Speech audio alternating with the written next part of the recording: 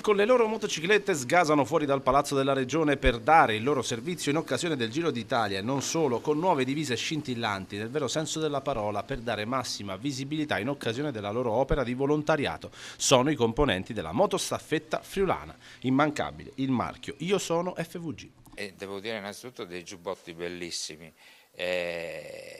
Ecco, mi sono documentato un po' sulla motostaffetta friulana, devo dire che non è solo sicurezza legata al Giro d'Italia, ma è molto, molto di più. Ciò che mi ha colpito di questa associazione di Reana del Royale sono i numerosissimi servizi che loro svolgono soprattutto per le persone più bisognose, e dopo gli alpini che ci hanno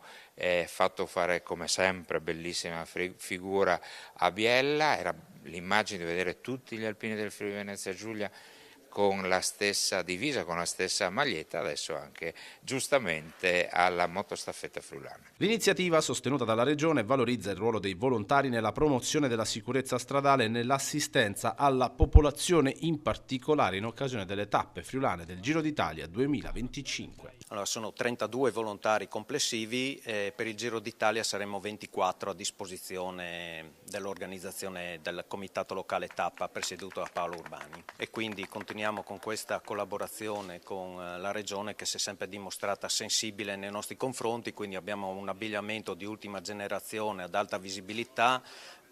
che vale per tutte le 4 le stagioni, quindi caldo, freddo e anche antiacqua, e quindi ringraziamo per il sostegno che ci viene concesso. L'associazione ha ampliato il proprio impegno dedicandosi agli anziani e alle persone fragili o facendo la scorta ai cicloni atleti con disabilità che gareggiano su carrozzine sportive spinte a mano. La presenza della motostaffetta friulana è fondamentale per garantire la sicurezza durante queste competizioni, spesso su strade aperte al traffico.